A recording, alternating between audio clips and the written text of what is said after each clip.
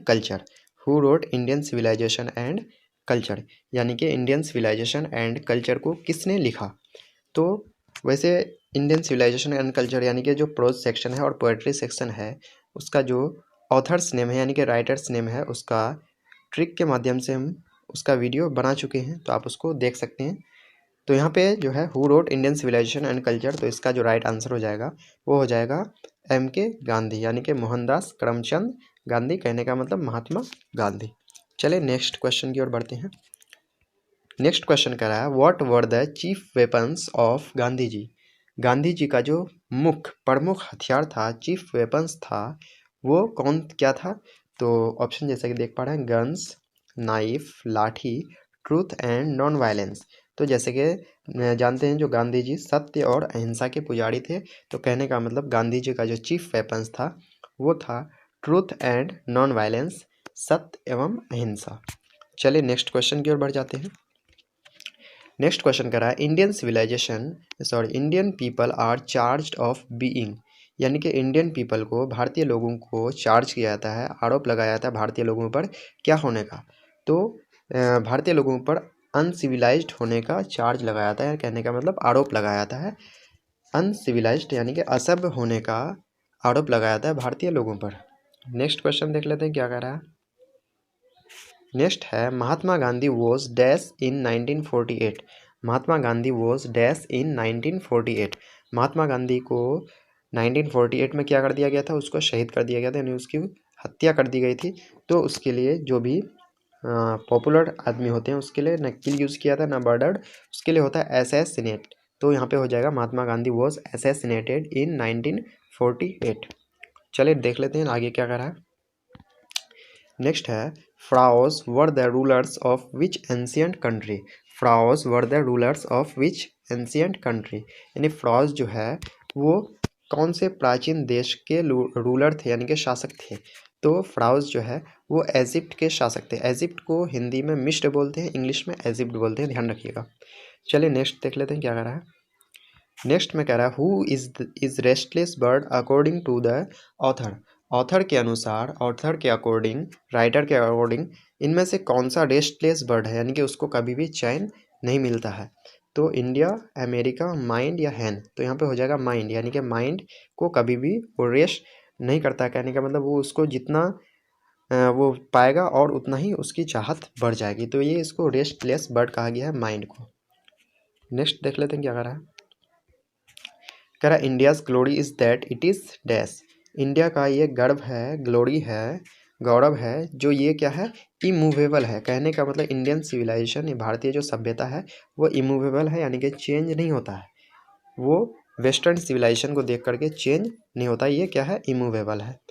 Next question क्या कर रहा है देख लेते हैं। नेक्स्ट क्वेश्चन कह रहा है our ancestors enjoyed true dash rule.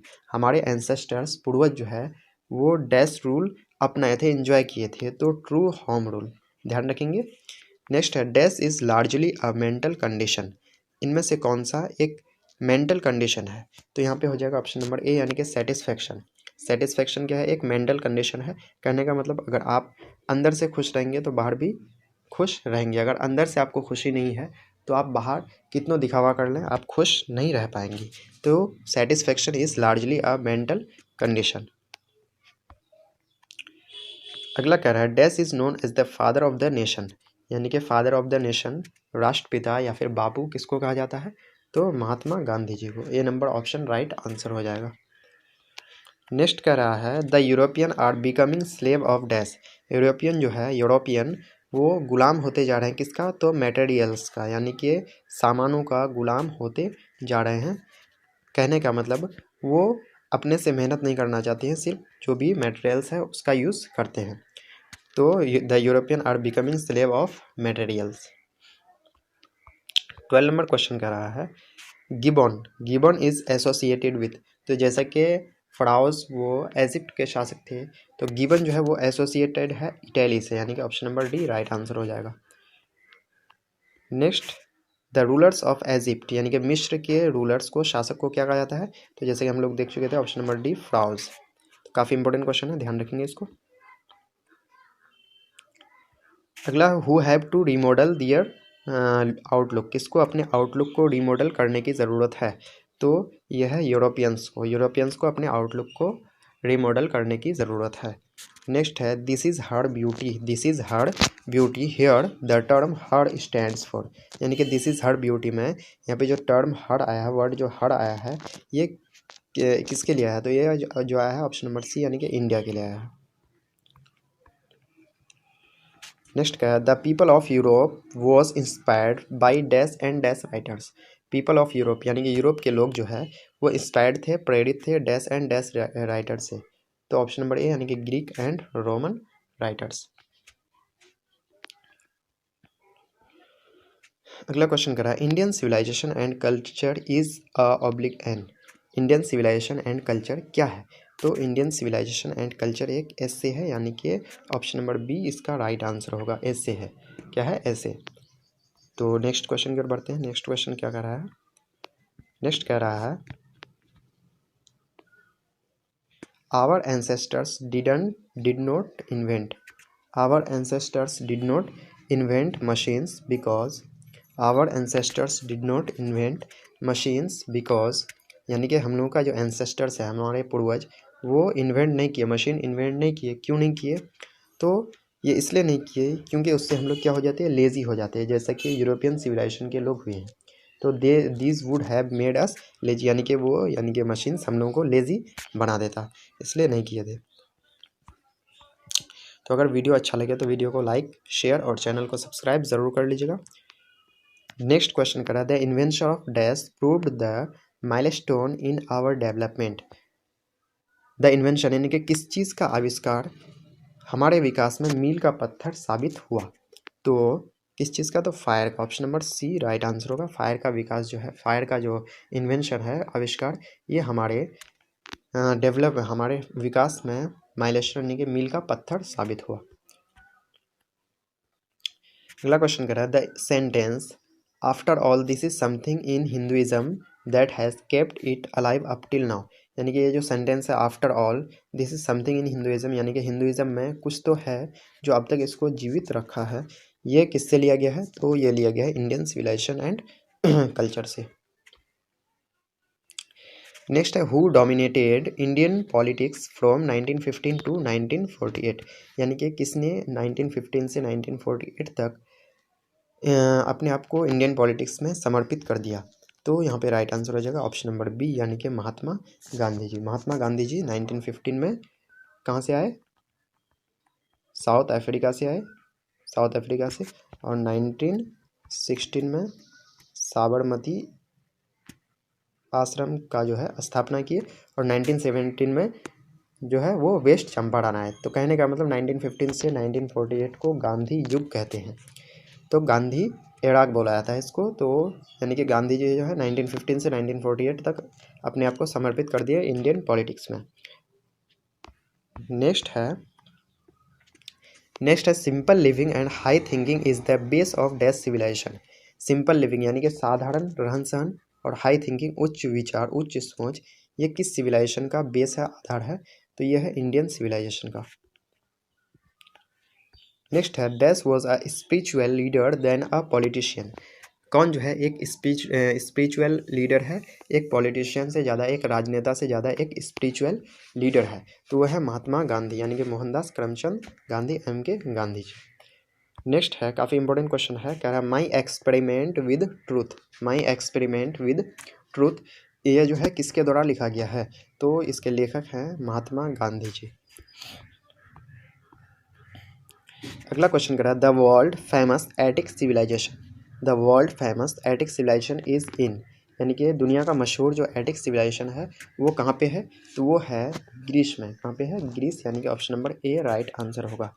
Next है Gandhi ji went to Champaran in dash. तो जैसे कि जानते हैं गांधी जी साउथ अफ्रीका से आए, कब? 1915 में, यानी कि 1915 में। उसके बाद साबरमती आश्रम बनाए, यानी स्थापना की 1916 में। और चंपारण यानी कि वेस्ट चंपारण आए थे वो 1917 में। चंपारण आए थे उस टाइम, उसका विभाजन नहीं हुआ था। तो 1917 इसका राइट आंसर हो जाएगा, यानी कि option number C right answer हो जाएगा। अगला क्वेश्चन करा है Indian civilisation taught us to be more dash towards one another. Indian civilisation हमें सिखाता है, क्या सिखाता है? जो किसी के प्रति ज़्यादा से ज़्यादा फ्रेंडली रहो, यानी कि option number D right answer हो जाएगा। नेक्स्ट है dash viewed large cities as snares and useless encumbrances. किसने लार्ज सिटीज़ को, बड़े बड़े शहरों को जाल के रूप में देखा? तो ये हमारे एंसेस्टर्स, यानी कि our ancestors. Option number D right answer होगा। अगला क्वेश्चन कर रहा है that dash is dead against blind imitation of western civilisation. यानी कि वेस्टर्न सिविलाइजेशन के नज़रिए से कौन डेड हो गए हैं? तो यानी कि महात्मा गांधी जी, यानी कि option number A right answer होगा। By Bharat is my home को कंपोज किया गया है, तो किसके द्वारा कंपोज किया गया है? तो यहाँ पे हो जाएगा right answer option number D, यानी कि डॉक्टर जाकिर हुसैन। डॉक्टर जाकिर हुसैन के द्वारा कंपोज किया गया भारत इज़ माई होम। वैसे जो है, जो ऑथर्स नेम है, राइटर्स नेम, इसके लिए मैं ट्रिक बना चुका हूँ, तो आप उस वीडियो को जा करके देख लीजिएगा, प्लेलिस्ट में दिया हुआ होगा। आप उस वीडियो को जा करके देख लेंगे तो आपको बिल्कुल भी राइटर्स नेम चाहे प्रोज हो या फिर पोएट्री सेक्शन हो, बिल्कुल भी आपको उसमें कोई भी दिक्कत नहीं होगा याद करने में, आपको बिल्कुल आसानी से याद हो जाएगा। नेक्स्ट क्वेश्चन क्या कह रहा है? नेक्स्ट क्वेश्चन देख लेते हैं। कह रहा है Bharat is my home is a oblique an. Bharat is my home ये क्या है? तो भारत इज़ माई होम ये एक स्पीच है जो कि डॉक्टर जाकिर हुसैन दिए थे 1967 में, यानी कि 1967 में ये स्पीच दिया गया था डॉक्टर जाकिर हुसैन के द्वारा, जब वो राष्ट्रपति बने थे। नेक्स्ट है doctor Zakir Hussain became the president of India in. तो डॉक्टर जाकिर हुसैन जो है इंडिया के प्रेसिडेंट बने थे, राष्ट्रपति बने थे कब? तो 1967 में, तभी वो ये स्पीच दिए थे Bharat is my home. Next question क्या कर रहा है? नेक्स्ट कह रहा है dash is the prime instrument of national purpose. तो इनमें से कौन सा प्राइम इंस्ट्रूमेंट है, प्रमुख इंस्ट्रूमेंट है, प्राथमिक इंस्ट्रूमेंट है नेशनल पर्पस के लिए, राष्ट्रीय उद्देश्य के लिए? इनमें से कौन सा प्राइम इंस्ट्रूमेंट है? तो यहाँ पे जो हो जाएगा ऑप्शन नंबर बी, यानी कि एजुकेशन। एजुकेशन ये जो है प्राइम इंस्ट्रूमेंट है नेशनल पर्पस के लिए। नेक्स्ट क्वेश्चन क्या कर रहा है? नेक्स्ट क्वेश्चन कर रहा है the quality of education is inescapably involve in the quality of dash. यानी कि एजुकेशन का जो क्वालिटी है वो किसके क्वालिटी में इन्वॉल्व रहता है, शामिल रहता है? तो क्वालिटी ऑफ नेशन, यानी कि जैसा एजुकेशन का क्वालिटी होगा वैसा ही नेशन का क्वालिटी होगा। यानी कि एजुकेशन का क्वालिटी अगर बढ़िया होगा तो नेशन का क्वालिटी भी क्या होगा, अच्छा होगा, यानी कि वो नेशन बढ़िया कहलाएगा। नेक्स्ट क्वेश्चन क्या कर रहा है? Doctor Zakir Hussain. Doctor Zakir Hussain was the governor of dash. यानी कि राष्ट्रपति बनने से पहले डॉक्टर जाकिर हुसैन वो गवर्नर थे। तो कहाँ का गवर्नर थे? तो वो उससे पहले, राष्ट्रपति बनने से पहले बिहार के गवर्नर थे।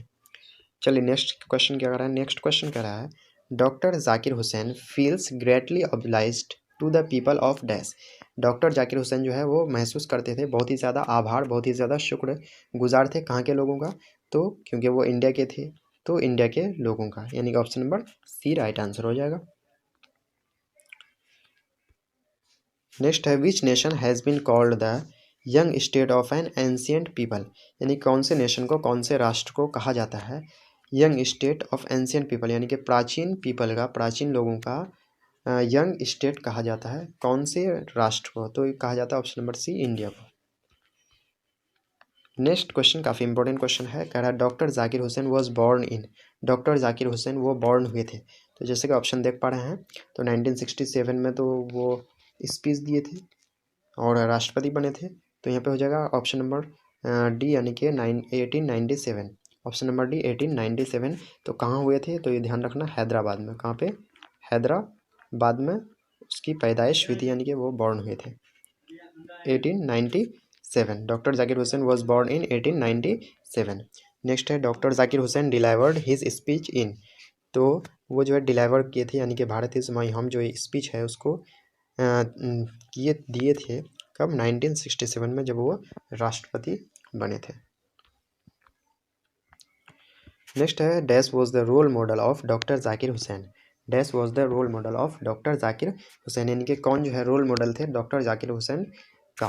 तो इसका राइट आंसर हो जाएगा ऑप्शन नंबर डी, यानी कि डॉक्टर राजेंद्र प्रसाद। चलिए नेक्स्ट क्वेश्चन की ओर बढ़ते हैं। नेक्स्ट क्वेश्चन कर रहा है doctor Zakir Hussain was a great dash. Doctor Zakir Hussain जो है वो एक बहुत ही महान क्या थे, नेशनलिस्ट थे, यानी कि बहुत ही बड़े राष्ट्र नेता थे, यानी कि कहने का मतलब राष्ट्रवादी नेता थे।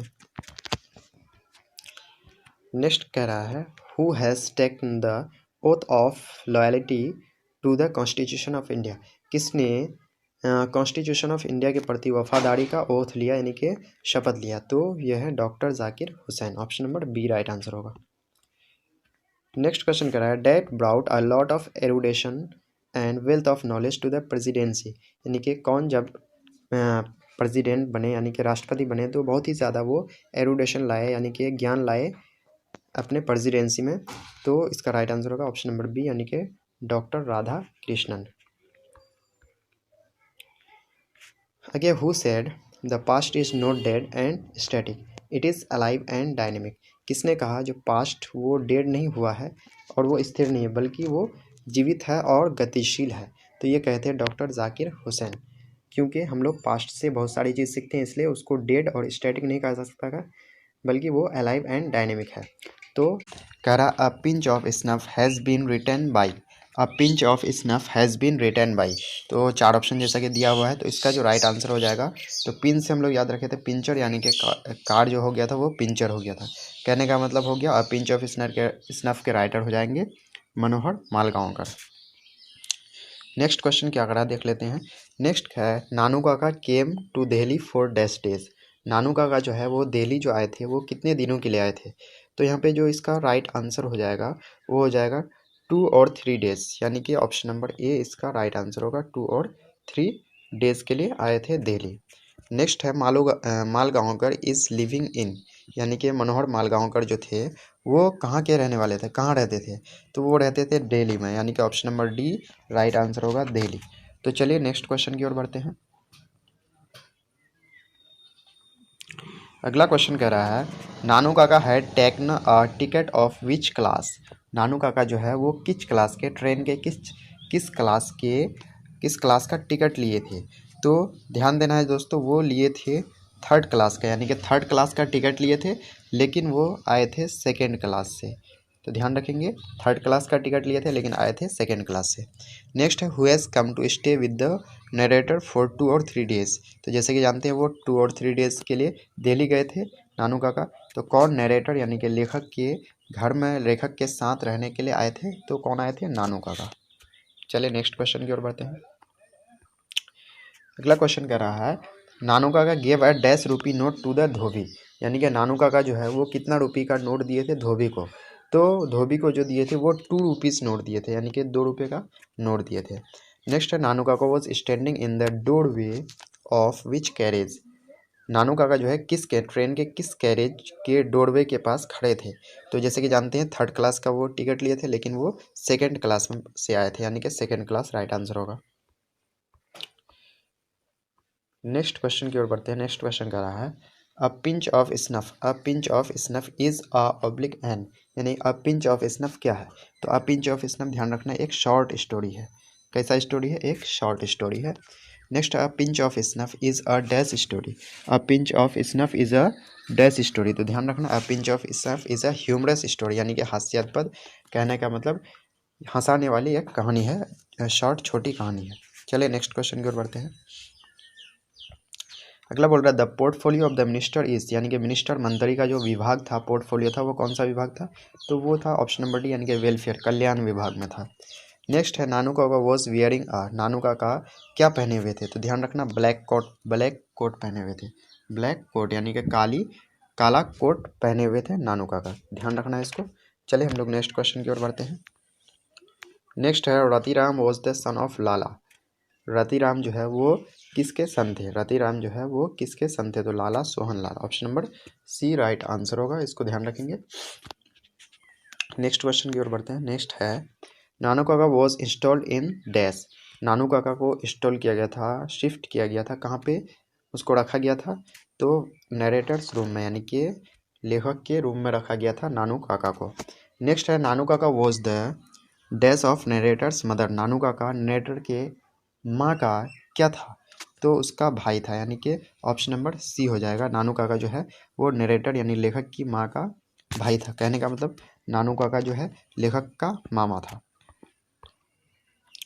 अगला क्वेश्चन कह रहा है who doesn't see people for weeks month, किसने लोगों को सप्ताहों महीनों से नहीं देखा। तो यहाँ पे हो जाएगा मिनिस्टर, यानी कि option number C right answer होगा। नेक्स्ट है नानू काका वॉज डैश ब्राह्मण, नानू काका कहाँ का ब्राह्मण था। तो डेक्कनी ब्राह्मण, यानी कि डेक्कन के रहने वाले थे। कहने का मतलब दक्षिण भारत के रहने वाले थे नानू काका वॉज डैश ब्राह्मण, डेक्कनी ब्राह्मण। नेक्स्ट क्वेश्चन की ओर देख लेते हैं दोस्तों। अगला क्वेश्चन कह रहा है Nanu Kaka had taken a dash for his sister, Nanu Kaka अपने बहन के लिए, अपनी सिस्टर के लिए क्या लिए। तो किटन लिए, यानी कि बिल्ली का बच्चा लिए। नेक्स्ट है Manohar Malgaonkar is a oblique and dash writer, Manohar Malgaonkar जो थे वो राइटर थे। तो इसमें कौन सा ऑप्शन हो जाएगा, चाइनीज, अफ्रीकन, ब्रिटिश या इंडो एंग्लियन। तो राइट आंसर हो जाएगा ऑप्शन नंबर डी, यानी कि इंडो एंग्लियन। कहने का मतलब वो उसका बर्थ इंडिया में हुआ था लेकिन वो इंग्लैंड में जाकर के बस गए थे। तो Manohar Malgaonkar is a oblique and dash writer, तो इंडो एंग्लियन राइटर हो जाएगा इसका राइट आंसर। नेक्स्ट क्वेश्चन कह रहा है हु एस्कॉर्टेड नानू काका टू द स्टेशन यार्ड, यानी कि स्टेशन यार्ड में, स्टेशन में किस नानू काका की रक्षा कौन किए थे। तो हो जाएगा यहाँ पे टीसी, यानी कि टिकट चेकर। आगे है Nanu Kaka had come to Delhi to, यानी नानू काका जो है वो दिल्ली आए थे। नानू काका दिल्ली आए थे, क्या करने के लिए आए थे नानू काका दिल्ली। तो सी सम मिनिस्टर्स, यानी कि कुछ मिनिस्टर्स से मिलने के लिए आए थे, कुछ मिनिस्टर्स को देखने के लिए या मिलने के लिए आए थे। अगला क्वेश्चन कह रहा है both the narrator and Nanu Kaka had gone to dash auto dealer to buy a car, यानी कि नरेटर लेखक और नानू काका दोनों गए थे कार खरीदने के लिए ऑटो डीलर। तो कौन से ऑटो डीलर के पास, तो सिक्का ऑटो डीलर, यानी कि option number D right answer होगा, सिक्का ऑटो डीलर। नेक्स्ट क्वेश्चन की ओर बढ़ते हैं, क्या कर रहा है।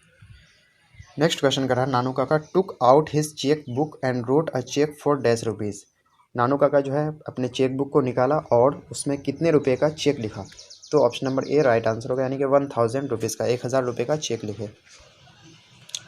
नेक्स्ट क्वेश्चन कर रहा है Nanu Kaka had tied a huge dash turban round the narrator's head, Nanu Kaka जो है नरेटर्स के हेड के चारों ओर कैसा पगड़ी बांधा है, एक बड़ा सा कैसा पगड़ी बांधा। तो वो था पगड़ी ऑरेंज कलर का, यानी कि सी नंबर राइट आंसर होगा।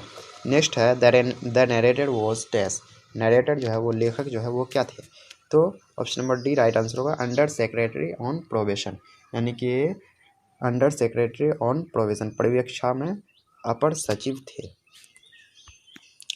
चलिए नेक्स्ट क्वेश्चन की ओर देख लेते हैं। तो अगर आपको वीडियो अच्छा लगे तो वीडियो को लाइक कर दीजिएगा, चैनल को सब्सक्राइब कर लीजिएगा, बिहार बोर्ड एग्जाम चैनल को। चलिए नेक्स्ट क्वेश्चन की ओर बढ़ते हैं। नेक्स्ट है dash went to the minister in Jodhpur court, dash went to the minister in Jodhpur court, यानी कि जोधपुर कोर्ट में कौन मिनिस्टर्स से dash went to the minister in Jodhpur court, dash went to the minister in Jodhpur court, Jodhpur court में कौन minister थे। तो यहाँ पे हो जाएगा ऑप्शन नंबर ए, यानी कि मनोहर मालगांवकर। नेक्स्ट है हुज अनाउंसमेंट शुक मनोहर मालगांवकर, हुज अनाउंसमेंट शुक मनोहर मालगांवकर, किसका अनाउंसमेंट मनोहर मालगांवकर को हिला दिया था। तो हो जाएगा ऑप्शन नंबर ए, यानी कि मदर का। आगे who took a pinch of snuff, किसने एक चुटकी खैनी लिया, किसने लिया था। ऑप्शन नंबर सी हो जाएगा, यानी कि नानू काका लिए थे, एक चुटकी खैनी जो है वो कौन लिए थे, नानू काका। चलिए नेक्स्ट क्वेश्चन की ओर बढ़ते हैं। अगला क्वेश्चन कर रहा है who has a garnish yellow card, who has a garnish yellow sports card हो जाएगा। तो किसके पास एक सजा हुआ येलो स्पोर्ट्स कार्ड था, तो किसके पास था। तो यहाँ पे इसका जो राइट आंसर हो जाएगा वो हो जाएगा ऑप्शन नंबर ए, यानी कि रति राम के पास था। चलिए नेक्स्ट क्वेश्चन क्या करा देख लेते हैं। नेक्स्ट क्वेश्चन करा है फॉर व्हाट पर्पस हैड नानू काका कम टू दिल्ली, किस पर्पस के लिए, किस उद्देश्य के लिए नानू काका दिल्ली आए थे। तो जैसे कि चार ऑप्शन देख रहे हैं, ऑप्शन नंबर ए है for attending zamindars convention, for writing an application, for taking arrest, for paying अ डेब्ट। तो हो जाएगा ऑप्शन नंबर ए, यानी कि फॉर अटेंडिंग जमींदार्स कन्वेंशन, यानी कि जमींदारों की मीटिंग को अटेंड करने के लिए आए थे नानू काका दिल्ली। नेक्स्ट क्वेश्चन की ओर बढ़ते हैं। नेक्स्ट क्वेश्चन कह रहा है how many days leave had been taken by Malgaonkar, यानी कि कितने दिन की छुट्टी लिया गया था मालगांवकर के द्वारा। तो मालगांवकर के द्वारा छुट्टी लिया गया था सिर्फ और सिर्फ 2 दिन का, यानी कि 2 डेज का। तो option number A right answer होगा। नेक्स्ट क्वेश्चन क्या कर रहा है, नेक्स्ट क्वेश्चन कर रहा है हु हैड इंस्टॉल्ड नानू काका इन मालगांवकर रूम, यानी कि नानू काका को मालगांवकर के रूम में कौन शिफ्ट इंस्टॉल किया था, कौन उसमें रखा था। तो हो जाएगा उसकी अम्मी, यानी कि हिज मदर राइट आंसर होगा। चलिए नेक्स्ट क्वेश्चन की ओर बढ़ते हैं। नेक्स्ट क्वेश्चन कह रहा है Manohar Malgaonkar was born on, मनोहर मालगांवकर जो है वो उसका जो है जन्म कब हुआ था, उसका जन्म कब हुआ था। तो इसका राइट आंसर होगा 12 जुलाई 1913, यानी कि 12 जुलाई 1913 इसका राइट आंसर होगा। नेक्स्ट क्वेश्चन कह रहा है मालगांवकर वॉज डाइड ऑन, यानी कि मालगांवकर की मृत्यु कब हुई थी। तो यहाँ पे इसका राइट आंसर हो जाएगा 14 जून 2010, यानी कि 14 जून 2010 को उसकी मृत्यु हुई थी। नेक्स्ट क्वेश्चन क्या कह रहा है, नेक्स्ट क्वेश्चन कह रहा है Malgaonkar was born in dash, Malgaonkar की वो जो है पैदा कहाँ हुए थे, यानी कि उसका जन्म कहाँ हुआ था। तो उसका जन्म हुआ था मुंबई में, यानी कि option number D right answer. Have a dream has been composed by, I have a dream has been composed by. तो आई हैव अ ड्रीम को कंपोज किया गया है। तो हम लोग इसको ट्रिक्स याद किए थे, ड्रीम यानी कि सपना है, तो क्या बनने का सपना है, राजा बनने का। तो इसलिए इसका राइट आंसर हो जाएगा ऑप्शन नंबर बी, यानी कि Martin Luther King junior, Martin Luther King junior इसका राइट आंसर होगा। आई हैव अ ड्रीम को कंपोज किया गया है मार्टिन लूथर किंग जूनियर के द्वारा। चलिए नेक्स्ट क्वेश्चन की ओर बढ़ते हैं। नेक्स्ट क्वेश्चन कर रहा है Martin Luther King junior was born on, Martin Luther King junior was born on. तो यहाँ पे इसका राइट आंसर हो जाएगा ऑप्शन नंबर डी, यानी कि 15 जनवरी 1929। मार्टिन लूथर किंग जो है उसका जन्म जो हुआ था 15 जनवरी 1929 को हुआ था। कहाँ पे हुआ था, तो जॉर्जिया में हुआ था, एटलांटा जॉर्जिया में। ध्यान रखेंगे एटलांटा जॉर्जिया में हुआ था। मार्टिन लूथर किंग का जो जन्म हुआ था वो एटलांटा जॉर्जिया में हुआ था। चलिए नेक्स्ट क्वेश्चन की ओर बढ़ते हैं। नेक्स्ट क्वेश्चन है Martin Luther King junior was a dash, Martin Luther King junior वो क्या थे, तो वो एक नेग्रो थे, यानी कि वो नेग्रो थे। मार्टिन लूथर किंग जूनियर क्या थे, एक नेग्रो थे। चलिए नेक्स्ट क्वेश्चन की ओर बढ़ते हैं।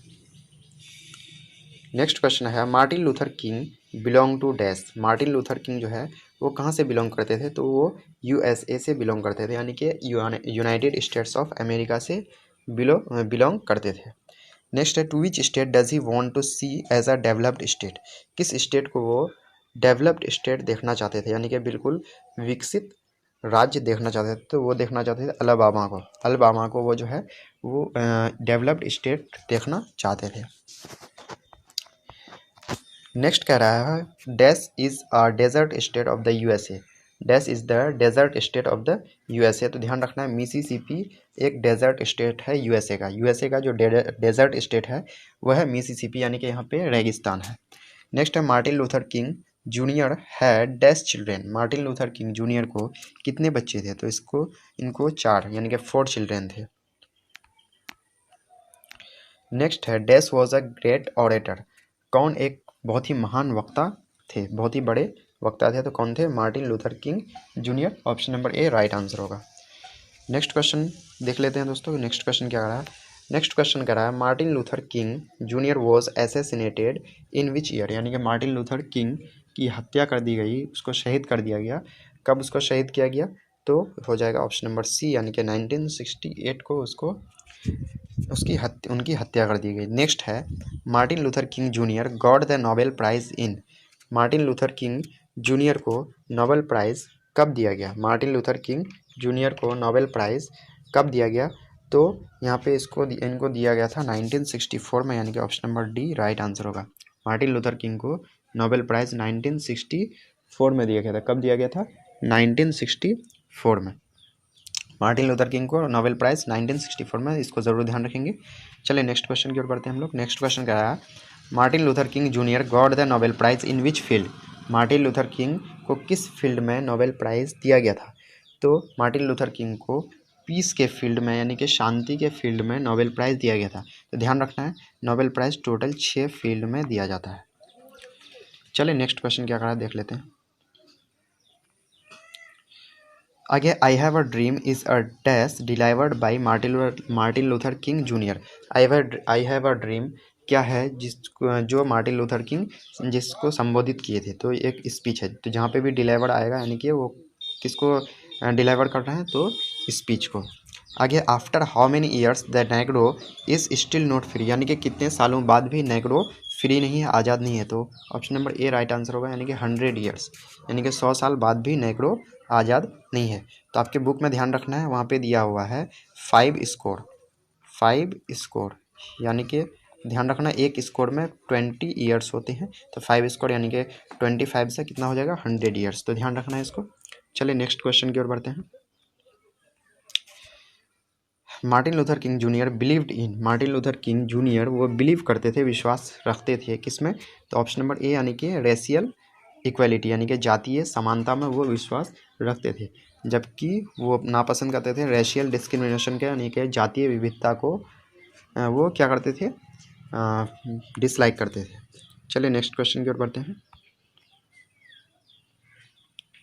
नेक्स्ट है, Martin Luther King junior delivered this speech on the steps of the dash in Washington DC on August 28, 1963, यानी कि मार्टिन लूथर किंग ये स्पीच यानी आई हैव अ ड्रीम ये जो स्पीच है वो दिए थे वाशिंगटन डीसी में, कब, 28 अगस्त 1963 में। तो वाशिंगटन डीसी में कहाँ दिए थे, तो ध्यान रखना है option number C right answer होगा, यानी कि लिंकन मेमोरियल में। कहाँ पे दिए थे, लिंकन मेमोरियल में। आगे, who was influenced by Gandhi ji, कौन गांधी जी से प्रभावित थे, काफ़ी ज़्यादा प्रभावित थे कौन, गांधी जी से। तो option number A right answer होगा, यानी कि मार्टिन लूथर किंग बहुत ही ज़्यादा गांधी जी से क्या थे, प्रभावित थे, बहुत ही ज़्यादा गांधी जी से प्रभावित थे। नेक्स्ट क्वेश्चन की ओर बढ़ते हैं। नेक्स्ट है, Martin Luther King junior used dash as his chief weapon, Martin Luther King जो है वो चीफ वेपन मुख्य हथियार के रूप में किसका यूज़ किए थे। तो जैसे कि हम लोग अभी ऊपर देखे, ऊपर के क्वेश्चन में जो वो गांधी जी के फैन थे, कहने का मतलब फॉलोअर थे, तो उसका जो चीफ वेपन होगा वो क्या होगा, ऑप्शन नंबर बी, यानी कि नॉन वायलेंस। कहने का मतलब क्या होगा, नॉन वायलेंस, यानी कि अहिंसा होगा, क्या होगा, अहिंसा। नेक्स्ट क्वेश्चन की ओर बढ़ते हैं दोस्तों। नेक्स्ट क्वेश्चन कर रहा है, dash advocates non violent struggle, कौन जो है नॉन वायलेंट स्ट्रगल का एडवोकेट किया था, यानी कि उसका वकालत किया था। तो यहाँ पे हो जाएगा ऑप्शन नंबर ए, यानी कि पॉल एस बक, इसका राइट आंसर होगा। नेक्स्ट है, who were abandoned in America, किसको अमेरिका में छोड़ दिया गया या फिर त्याग दिया गया उसको, तो वो हो जाएगा ऑप्शन नंबर ए, यानी कि नेग्रो को। आगे है, dash is not an and but a beginning, dash is not an and but a beginning, यानी कि कौन अंत नहीं है बल्कि ये क्या है, शुरुआत है, कौन अंत नहीं है बल्कि ये एक शुरुआत है। तो 19 इसका हो जाएगा 63, यानी कि 1963 ये क्या है, अंत नहीं है बल्कि ये एक शुरुआत है, यानी कि जब ये भाषण दिया गया था तो बोला था, जो ये एक बोले थे, जो ये एक अंत नहीं बल्कि ये एक क्या है, शुरुआत है, 1963। आगे है, the bank of justice is, यानी कि जो न्याय का जो बैंक है वो क्या हो चुका है, दिवालिया हो चुका है, यानी कि बैंकरप्ट हो चुका है और इंसॉल्वेंट हो चुका है। तो option number D right answer होगा, यानी कि आइदर ए और सी, यानी कि ए या सी। तो यानी कि बैंक ऑफ जस्टिस न्याय का जो बैंक है वो क्या हो चुका है, बैंकरप्ट हो चुका है, यानी कि दिवालिया हो चुका है और इंसॉल्वेंट हो चुका है, यानी कि हो जाएगा आइदर ए और सी, राइट आंसर होगा। नेक्स्ट क्वेश्चन है दोस्तों, आई have a dream that one day the state of dash will be transformed, मेरा एक ड्रीम है जो एक दिन कौन सा स्टेट ट्रांसफॉर्म होगा, यानी कि बदलेगा। तो कौन सा स्टेट बदलेगा, तो यहाँ पे राइट आंसर हो जाएगा अलबामा। और यहाँ पे ध्यान रखना है दोस्तों, यहाँ पे ए नंबर भी होगा राइट आंसर और डी नंबर भी होगा। तो ऑप्शन में आपको जैसा दिया जाएगा उसको आपको टिक लगाना है, यानी कि मेरा एक सपना है जो एक दिन कौन सा स्टेट ट्रांसफॉर्म होगा, यानी कि वो चेंज होगा। तो अलबामा भी है और मिसिसिपी भी है, तो जैसा ऑप्शन रहेगा उसी को आपको टिक लगाना है। चलिए नेक्स्ट क्वेश्चन की ओर बढ़ते हैं। नेक्स्ट है, dash is sweltering with the heat of injustice and operation, कौन जो है अन्याय और दमन के आग से झुलस रहा है। तो कौन, तो यहाँ पे राइट आंसर हो जाएगा ऑप्शन नंबर डी, यानी कि मिसिसिपी। कौन हो जाएगा, मिसिसिपी। नेक्स्ट क्या कर रहा है देख लेते हैं। नेक्स्ट क्वेश्चन कह रहा है, Martin Luther King junior loves the white, Martin Luther King junior वो किसको प्यार करते थे, पसंद करते थे। तो लव्स द वाइट अमेरिकन, यानी कि वाइट अमेरिकन को वो पसंद करते थे। Ideas that have helped Mankind, यानी कि ideas that have helped Mankind, इसको किसने लिखा। तो यहाँ पे काइंड आ रहा है यानी कि दयालु। तो जैसे कि जानते हैं जो रसेल जो है वो बिल्कुल भी दयालु नहीं है बॉलर पर, तो यानी कि हो जाएगा ऑप्शन नंबर बी यानी कि बर्ट्रैंड रसेल। तो इस तरह से मैं याद कराया हूँ आपको, इसमें क्या बोलते हैं वो ट्रिक वाले वीडियो में, तो आप उसको ज़रूर देख लीजिएगा। चलिए नेक्स्ट क्वेश्चन की ओर बढ़ते हैं। कह रहा है Bertrand Russell was a dash poet. Bertrand Russell was a dash poet, यानी कि बर्ट्रैंड रसेल जो है वो कहाँ के पोएट थे। तो यहाँ पे राइट आंसर हो जाएगा ऑप्शन नंबर बी यानी कि ब्रिटिश पोएट, यानी इंग्लैंड के रहने वाले थे वो, तो हो जाएगा ब्रिटिश पोएट। नेक्स्ट है when was Bertrand Russell born. When was Bertrand Russell born, तो इसका राइट आंसर हो जाएगा ऑप्शन नंबर सी यानी कि 1872 इसका राइट आंसर होगा। अगला क्वेश्चन कह रहा है when did Bertrand Russell pass away. When did Bertrand Russell pass away, तो इसका जो राइट आंसर होगा पास अवे का तो हो जाएगा 1970। तो ध्यान रखना है उसका बर्थ है 1872 और उसका मतलब वो मर चुका है, उसकी मृत्यु हो चुकी है 1970 में, तो ध्यान रखेंगे। नेक्स्ट क्वेश्चन क्या कर रहा है, नेक्स्ट कह रहा है Bertrand Russell was awarded Nobel prize for. Bertrand Russell को नोबेल प्राइज़ का अवार्ड दिया गया था, तो किस फील्ड में दिया गया था आप इसको बताएंगे अगर आपको पता हो तो इसको अगर हम बात करें तो यहाँ पे हो गया ऑप्शन नंबर डी यानी कि लिटरेचर। इसको जो है बर्ट्रैंड रसेल को जो नोबेल प्राइज़ दिया गया था वो किस में दिया गया था, लिटरेचर में दिया गया था। चलिए नेक्स्ट क्वेश्चन की ओर बढ़ते हैं। नेक्स्ट क्वेश्चन कर रहा है Bertrand Russell got Nobel prize in literature in dash, यानी कि बर्ट्रैंड रसेल को जो लिटरेचर में नोबेल प्राइज़ दिया गया वो कब दिया गया, तो 1950 में, option number D right answer होगा। चलिए नेक्स्ट क्वेश्चन की ओर बढ़ते हैं। नेक्स्ट क्वेश्चन है Russell was a historian and dash. Russell जो थे बर्ट्रैंड रसेल वो हिस्टोरियन थे, इतिहासकार थे, उसके साथ ही साथ और क्या थे, तो ध्यान रखना option number C right answer होगा। फिलोसफर भी थे और मैथमेटिशियन भी थे, यानी हिस्टोरियन भी थे, फिलोसफर भी थे और मैथमेटिशियन भी थे। तो जो भी ऑप्शन में रहेगा उसको आपको टिक लगा देना है। चलिए नेक्स्ट क्वेश्चन की ओर बढ़ते हैं। नेक्स्ट क्वेश्चन है dash was also a commentator on a large variety of topics, यानी कि इनमें से कौन जो है बहुत सारे टॉपिक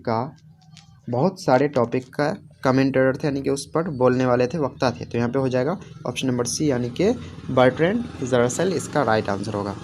नेक्स्ट है who wrote why I am not a Christian. काफ़ी important question, who wrote why I am not a Christian, तो यहाँ पे राइट आंसर हो जाएगा ऑप्शन नंबर डी यानी कि बर्ट्रैंड रसेल। नेक्स्ट क्वेश्चन है दोस्तों the study of human race is, यानी कि ह्यूमन रेस के स्टडी को बोलते हैं तो इसको बोलते हैं एंथ्रोपोलॉजी। ध्यान रखना एंथ्रो का मीनिंग होता है ह्यूमन और पोलॉजी का मतलब होता है स्टडी यानी कि अध्ययन, पोलॉजी का मतलब होता है स्टडी, तो ध्यान रखना आपको। तो study of human race is called anthropology. तो ये वन वर्ड वाला हो गया सब्स्टिट्यूशन। चलिए नेक्स्ट क्वेश्चन की ओर बढ़ते हैं। नेक्स्ट कह रहा है civilisation taught us to be, तो सिविलाइजेशन जो है वो हमें सिखाता है क्या करने के लिए, ह्यूमन या फिर काइंड।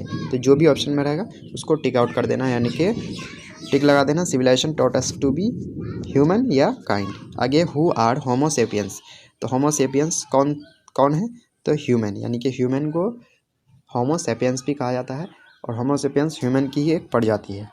नेक्स्ट है in those days the number of person was very, तो उन दिनों नंबर ऑफ पर्सन जो है शुरुआत के दिनों में वेरी स्मॉल यानी कि बहुत कम थे। नेक्स्ट है the homo sapiens were terrified of, homo sapiens जो है वो डरे हुए थे, किससे डरे हुए थे, तो वाइल्ड बीस्ट जंगली जानवरों से वो क्या थे, डरे हुए थे। नेक्स्ट है in the early age the dash we are a very rare species, मतलब अर्ली एज में शुरुआत के दिनों में कौन सा बहुत ही दुर्लभ प्रजाति था, तो वो था होमोसेपियंस, यानी कि मनुष्य की प्रजाति बहुत ही दुर्लभ प्रजाति थी, बहुत कम मिलती थी। नेक्स्ट है अ sudden great disaster is called, बहुत ही अगर अचानक बहुत ही बड़ा अगर डिजास्टर होता है तो उसको बोलते हैं कैटेस्ट्रोफ, यानी कि हिंदी में बोलते हैं प्रलय, क्या बोलते हैं, प्रलय। तो ध्यान रखना है इसको, वन वर्ड सब्स्टिट्यूशन में ये पूछा जा सकता है, काफ़ी इंपॉर्टेंट है। तो a sudden great disaster is called catastrophe. Next है the word hirsute means, the word hirsute means, तो इसका राइट आंसर हो जाएगा ऑप्शन नंबर बी यानी कि कवर्ड विद हेयर। नेक्स्ट है something that is from birth, something that is from birth, तो उसको बोलते हैं कॉन्जेनिटल, निटल यानी कि जन्मजात उसको बोलते हैं हिंदी में। जन्मजात यानी कि जो बर्थ से ही हो, जन्म से ही हो, उसको बोलते हैं जन्मजात यानी कि कॉन्जेनिटल। नेक्स्ट क्वेश्चन क्या कह रहा है, नेक्स्ट क्वेश्चन काफ़ी इंपॉर्टेंट क्वेश्चन है। बोल रहा है bird of passage means, bird of passage means, तो बर्ड ऑफ पैसेज का मतलब होता है माइग्रेट करना, यानी कि any bird that migrate seasonally, season के हिसाब से जो बर्ड माइग्रेट करता है उसको बोलते हैं बर्ड ऑफ पैसेज। नेक्स्ट है दोस्तों, the humans were dash agile compare to monkey, agile मतलब फुर्तीला, ह्यूमन्स जो है वो मंकी का कंपेयर में फुर्तीला है, तो क्या ज़्यादा फुर्तीला है या कम, तो हो जाएगा ऑप्शन नंबर बी यानी कि लेस। नेक्स्ट है what are the things that make the glory of man, यानी कि कौन सा चीज़ है जो जो मनुष्य के लिए ग्लोरी का बात है, गर्व का बात है, गौरव का बात है, तो ऑप्शन नंबर यहाँ पे हो जाएगा ए भी होगा, बी नंबर भी होगा, यानी इंटेलेक्चुअल एंड मॉरल क्वालिटी, तो इसलिए राइट आंसर हो जाएगा ऑप्शन नंबर सी, यानी A and B both. Next है at what stage language began, यानी कि किस स्टेज में लैंग्वेज की शुरुआत हुई, तो when human begin to hunt, when human begin to walk, when human was developing या नॉट नोन, तो लैंग्वेज की शुरुआत कब हुई इसके बारे में नहीं पता, यानी कि नॉट नोन। आगे है लैंग्वेज बिगेन वेरी, तो यहाँ पे इसको काट देंगे, यहाँ पे है language begin very, language begin very, तो लैंग्वेज की शुरुआत हुई तो बहुत ही ज़्यादा धीरे धीरे, तो इसलिए हो जाएगा ऑप्शन नंबर सी यानी कि ग्रेजुअली, ग्रेजुअली मतलब होता है धीरे धीरे, लैंग्वेज की शुरुआत बहुत ही धीरे धीरे हुई, काफ़ी टाइम लगा। चलिए नेक्स्ट क्वेश्चन की ओर बढ़ते हैं। नेक्स्ट है how did the long history of cookery begin, यानी कि कुकड़ी यानी कि जो आग में पकाने का जो शुरुआत हुई वो किस तरह से शुरुआत हुई, तो हो जाएगा right answer option number D यानी कि by throwing meat into the fire, यानी कि फायर में मीट गिर जाने के कारण उसको जब टेस्टी लगने लगा तो वहीं से आग में पकाने की शुरुआत हुई।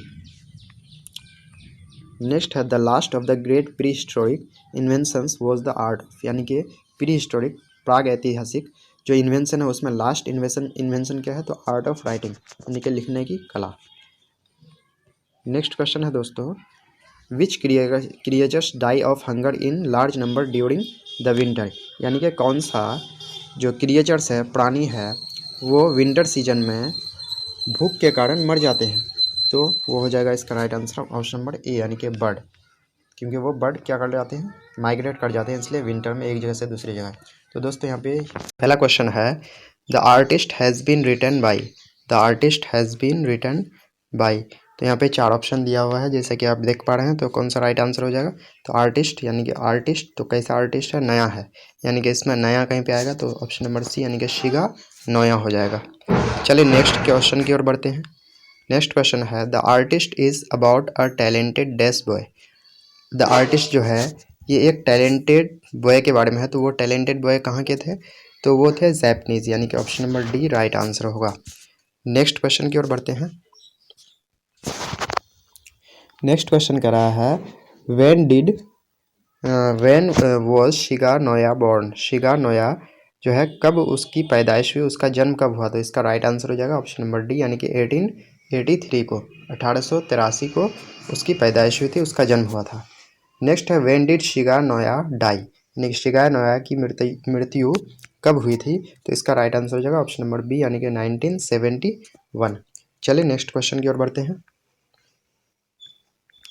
नेक्स्ट क्वेश्चन करा the artist is a oblique an, the artist जो है क्या है, तो जैसे कि 4 ऑप्शन दिया है short story, speech, novel and essay, तो यहाँ पे कौन सा राइट आंसर हो जाएगा, तो आर्टिस्ट क्या है, एक शॉर्ट स्टोरी, यानी कि option number A right answer हो जाएगा। नेक्स्ट है Shiga Naoya is a oblique an dash writer, Shiga Naoya जो है वो कहाँ की राइटर थी, तो वो जैपनीज राइटर थी, यानी कि option number D right answer हो जाएगा। चलिए नेक्स्ट क्वेश्चन की ओर बढ़ते हैं। नेक्स्ट है SEBI was a dash year old boy, SEBI जो है वो कितने साल का लड़का था, तो यहाँ पे राइट आंसर इसका हो जाएगा 12 ईयर्स, यानी कि option number A right answer हो जाएगा। नेक्स्ट है Sebi's hobby was collecting of dash, Sebi का हॉबी था, शौक था उसको किसको इकट्ठा करने का, तो गॉड्स को, यानी कि लौकी को। नेक्स्ट क्वेश्चन कह रहा है दोस्तों for what Seibei use to wander here and there in the town, यानी कि किस चीज़ के लिए, किसके लिए सेबी अपने शहर में इधर उधर भटकते रहता था, तो जैसे कि उसका शौक था गॉड को इकट्ठा करने का, तो गॉड के लिए, गॉड्स के लिए यानी कि लौकी के लिए वो इधर से उधर भटकते रहता था। नेक्स्ट कह रहा है दोस्तों, he applied dash lips to get rid of the unpleasant gourd smell. यानी वह जो है जो गॉड स्मेल था, यानी कि लौकी का जो गंध था, उसको दूर करने के लिए, उससे छुटकारा पाने के लिए क्या यूज़ करता था? तो वो टी लिप्स का यूज़ करता था, यानी कि option number B right answer हो जाएगा। यानी कि टी लिप्स, चाय की पत्तियों का यूज़ वो करता था। नेक्स्ट है, one day he was strolling along the. एक दिन वह स्ट्रोलिंग यानी कि वो टहल रहा था, घूम रहा था, कहाँ पे? तो बीच, यानी कि option number C right answer हो जाएगा। चलिए नेक्स्ट क्वेश्चन की ओर बढ़ते हैं। नेक्स्ट क्वेश्चन करा है, the old women asked dash Sen for the little God. The old women ask dash Sen for the little God, यानी कि ओल्ड वीमेन जो है बूढ़ी औरत, वो लिटिल गॉड छोटा लौकी के लिए कितना सेन बोला, उसको कितना सेन दाम या फिर कीमत बोला गया? तो 10, यानी कि 10 सेन कहा गया था। आगे है, गॉड इज अ डैश। तो गॉड क्या है? लौकी एक फ्रूट है, यानी कि option number B right answer होगा। नेक्स्ट है, who confiscated the little gourd. Confiscated मतलब होता है जब्त करना। तो लिटिल गॉड को कौन जब्त कर लिया था? लिटिल गॉड को तो जब्त कर लिया था उसके टीचर, यानी कि option number C right answer होगा। उसके टीचर ने लिटिल गॉड को जब्त कर लिया था। नेक्स्ट क्वेश्चन कह रहा है दोस्तों, the little gourd that Seibei bought in 10 sen was dash inches long. Little gourd जो सेबी खरीदा था 10 सेन में, वो कितना लंबा था? तो 5 इंच, यानी ध्यान रखेंगे 5 इंच लॉन्ग था वो। नेक्स्ट क्वेश्चन कह रहा है, what did Seibei's father use to smash the gourd into pieces. यानी कि सेबी के पिता किस चीज़ का यूज़ करते थे गॉड को पीस में, यानी कि टुकड़ों में, टुकड़े करने के लिए, गॉड का टुकड़े करने के लिए? तो हैमर का, यानी कि option number D right answer हो जाएगा। Next, after living the hobby of collecting gourds. तो जैसा कि जानते हैं सेबी का हॉबी था कलेक्टिंग गॉड्स, तो उसको छोड़ने के बाद सेबी इंग्रोस्ड इन हिस, यानी कि सेबी जो है वो इंग्रोस्ड हो जाता था, मशगूल हो जाता था वो किस में? पिक्चर में, यानी कि पिक्चर पेंटिंग करने में। चलिए नेक्स्ट क्वेश्चन की ओर बढ़ते हैं। नेक्स्ट है, SEBI lived in a dash town. SEBI कैसे टाउन में रहते थे? तो वो रहते थे हार्बर टाउन में। हार्बर टाउन ऐसे टाउन को बोलते हैं जहाँ पे बंदरगाह होता है। तो अगर आपको वीडियो अच्छा लगता हो तो वीडियो को लाइक कर दीजिएगा, दोस्तों के साथ शेयर कर दीजिएगा और चैनल को सब्सक्राइब ज़रूर कीजिएगा। चलिए नेक्स्ट क्वेश्चन की ओर बढ़ते हैं।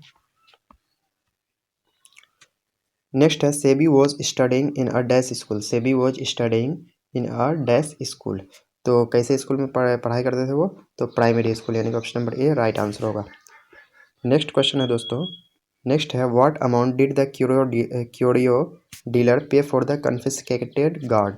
यानी कि क्यूरियो डीलर जो है वो उस जब्त गॉड के लिए कितना रुपये पे किया, कितना रुपया उसको दिया? तो उसको दिया गया था 50 येन, यानी कि ऑप्शन नंबर डी इसका राइट आंसर होगा 50 येन। नेक्स्ट क्वेश्चन कह रहा है, the curio dealer sold the gourd to a wealthy collector for dash yen. वही क्यूरियो डीलर जो है वो 50 येन में लिया, लेकिन उसको एक वेल्दी कलेक्टर को, धनी कलेक्टर को बेच दिया कितना येन में? तो 600 येन में, यानी कि 600 yen, option number B right answer हो जाएगा। नेक्स्ट क्वेश्चन कर रहा है, the teacher gave Seibei's confiscated gourd to an old dash who worked in the school. Seibei का टीचर जो है, सेबी का जो जब्त किया हुआ गॉड था वो एक बूढ़ी पॉटर को दे दिया था, यानी कि ओल्ड पॉटर को, जो स्कूल में काम करती थी। चलिए नेक्स्ट क्वेश्चन की ओर बढ़ते हैं। नेक्स्ट है, who was scolded for painting pictures. Who was scolded for painting pictures, किसको डांटा जाता था पिक्चर पेंटिंग करने पर? किसको डांटा जाता था? तो वो हो जाएगा ऑप्शन नंबर बी, यानी कि सेबी को। नेक्स्ट क्वेश्चन कर रहा है दोस्तों, who use to polish the gourd under his desk in class time. कौन क्लास के टाइम में डेस्क के नीचे गॉड को पॉलिश किया करता था? तो वो था सेबी, यानी कि उसी को तो गॉड को कलेक्ट करने का हॉबी था। चले नेक्स्ट क्वेश्चन की ओर बढ़ते हैं। नेक्स्ट क्वेश्चन कह रहा है, the Potter sold the God of SEBI for dash yen. Potter जो है सेबी के गॉड को कितने येन में सोल्ड किया, यानी कि बेचा? तो ऑप्शन है 40, 50, 60, 70। तो यहाँ पे राइट आंसर हो जाएगा ऑप्शन नंबर बी, यानी कि 50 येन में। कितना येन में? ऑप्शन नंबर बी हो जाएगा, यानी कि 50 येन में इसका राइट आंसर हो जाएगा। नेक्स्ट क्वेश्चन कह रहा है, the price of the 5 inches God is dash Sen.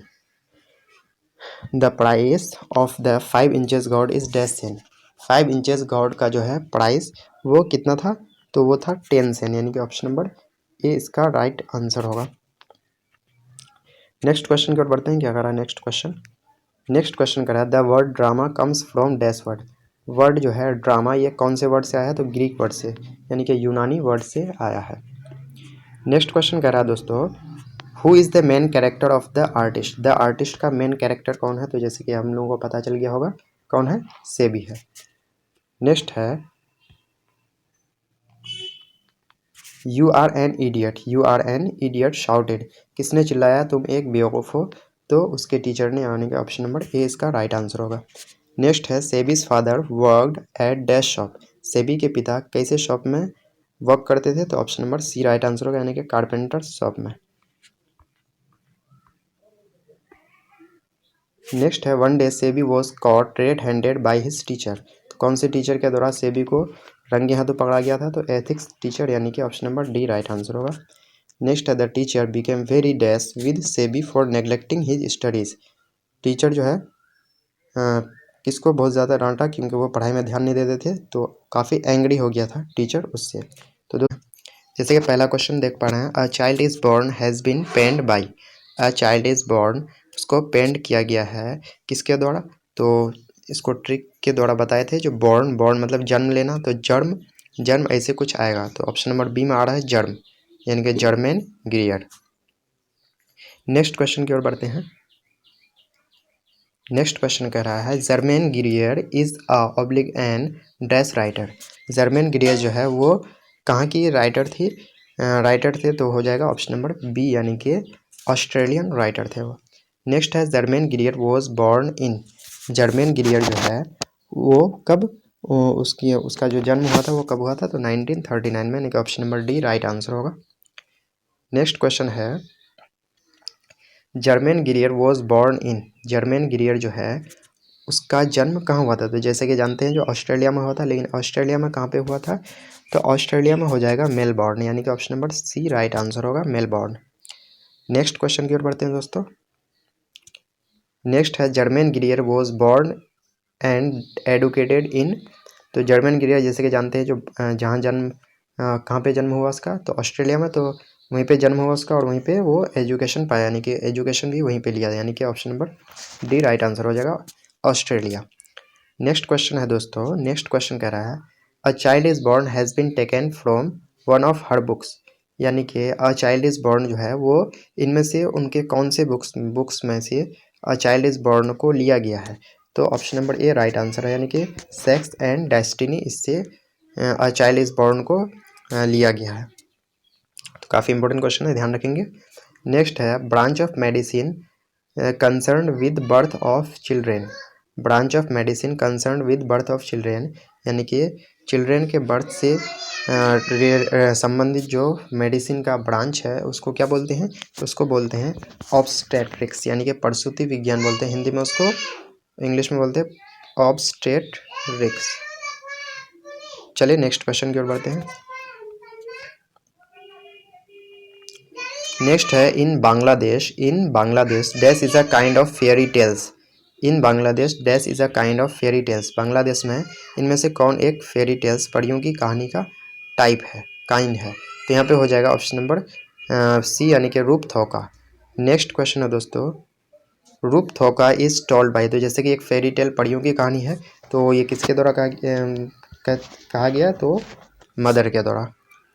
Next है दोस्तों the naming ceremony is held when the baby is dash days old, naming ceremony जो है वो नाम रखने का जो सेरेमनी होता है वो कब रखा जाता है, जब बच्चा 7 दिन का हो जाता है, यानी कि option number B right answer होगा, यानी कि जब बच्चा 7 दिन का हो जाता है तब नेमिंग सेरेमनी रखा जाता है। नेक्स्ट है a pregnant women has to observe various dash, एक प्रेग्नेंट वुमेन को बहुत सारे रीति रिवाज को फॉलो करना पड़ता है, यानी कि बहुत सारे रीति रिवाज को का पालन करना पड़ता है, यानी कि ताबूज, रिचुअल्स, कस्टम्स, यानी all of the above right answer हो जाएगा ऑप्शन नंबर डी।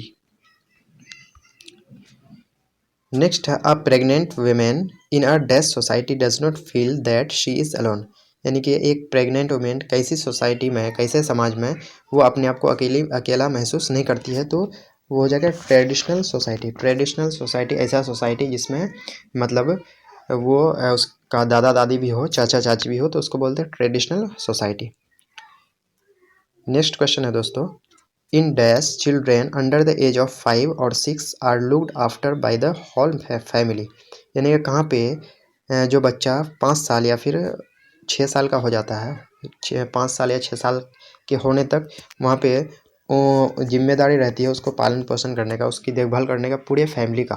तो ये हो जाएगा ऑप्शन नंबर डी, यानी कि बांग्लादेश में। कहाँ पे हो जाएगा इसका राइट आंसर? बांग्लादेश में, यानी कि इसको किया जाता है। चलिए नेक्स्ट क्वेश्चन की ओर बढ़ते हैं। नेक्स्ट है garlands of dash we are given to a new baby. Garlands of dash given where given to a new baby. यानी कि गार्लैंड्स मतलब होता है फूलों की हार। तो फूलों की हार दिया था किस चीज़ का? टर्मरिक एंड गार्लिक का। तो आंसर हो जाएगा ऑप्शन नंबर सी, यानी कि बहुत ए एंड बी, यानी कि लहसुन का और अदरक का। चलिए नेक्स्ट क्वेश्चन की ओर बढ़ते हैं। नेक्स्ट है dash women visits mother's house as a reward of pregnancy. कौन सी वीमेन, कहाँ की वीमेन जो है ना अपने माँ के घर जाती है प्रेगनेंसी के रिवॉर्ड में? जब वो प्रेग्नेंट हो जाती है तो अपने माँ के घर चली जाती है। तो सिलहटी वीमेंस हो जाएगा, यानी कि सिलहटी राइट आंसर होगा।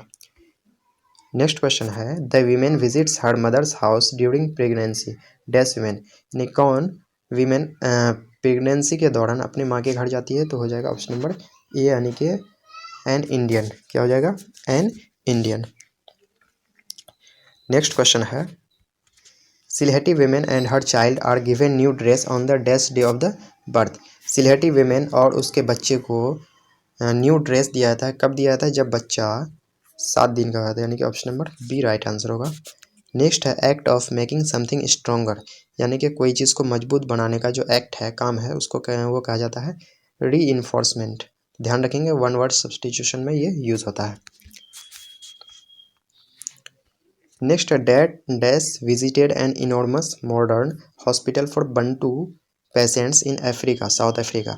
कौन जो है एक बहुत ही विशाल मॉडर्न हॉस्पिटल देखा साउथ अफ्रीका में जो बंटू पेशेंट्स के लिए था। तो बंटू वहाँ की प्रजाति है, तो वहाँ का जो है जनजाति है बंटू। तो उसके लिए साउथ अफ्रीका में बहुत ही एक बढ़िया हॉस्पिटल था। वो किसने देखा? तो शीला किटजिंगर। तो शीला किटजिंगर इसका राइट आंसर हो जाएगा। नेक्स्ट करा है in the dash the husband and wife enjoy more freedom and individuality. कहाँ पे जो है ना हस्बैंड और वाइफ ज़्यादा अपने आप को फ्रीडम महसूस करती है, यानी कि ज़्यादा आज़ाद महसूस करती है। तो यह जगह वेस्ट, यानी कि ऑप्शन नंबर। तो जैसे कि पहला क्वेश्चन देख पा रहे हैं how free is the press has been composed by. How free is the press has been composed by. तो यहाँ पे राइट आंसर हो जाएगा ऑप्शन नंबर डी, यानी कि डोरोथी एल सीयर्स इसका राइट आंसर होगा। नेक्स्ट है Dorothy L. Sayers was born in। Dorothy L. Sayers was born in। तो यहाँ पे क्या राइट आंसर हो जाएगा? Dorothy L. Sayers was born in। तो राइट आंसर हो जाएगा 1893, यानी कि 1893 इसका राइट आंसर होगा।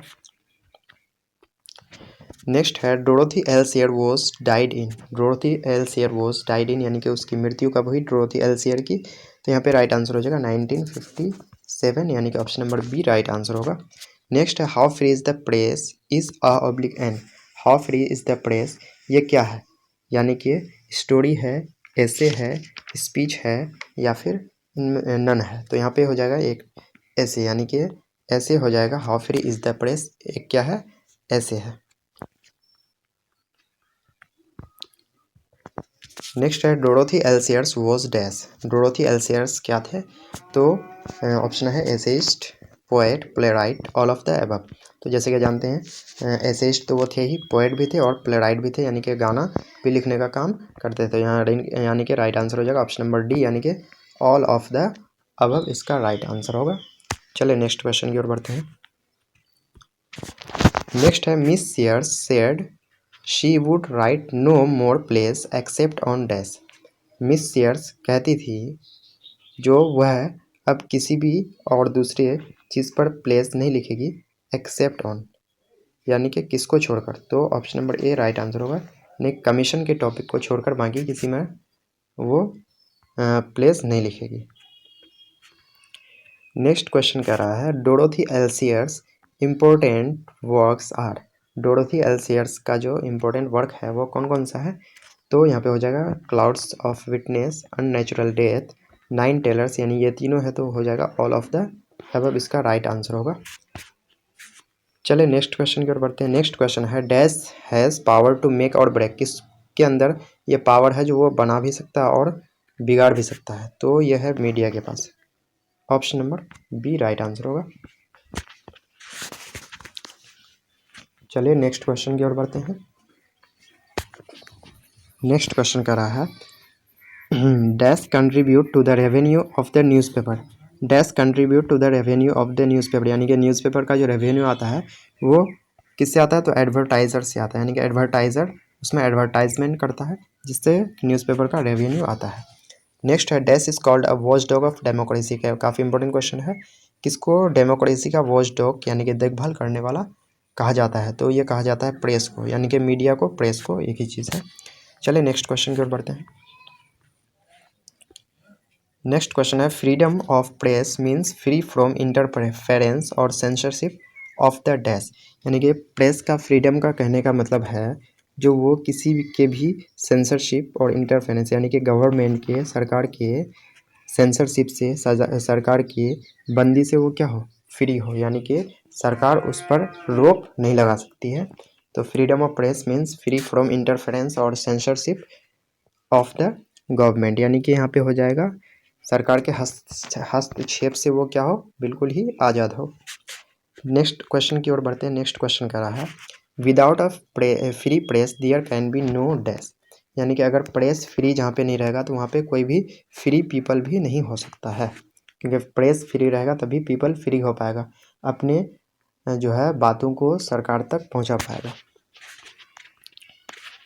नेक्स्ट है the dash press is under ordinary conditions singularly free, यानी कौन प्रेस जो है वो पूरी तरह से फ्री नहीं है, सिंगुलरली फ्री है, तो वो है ब्रिटिश।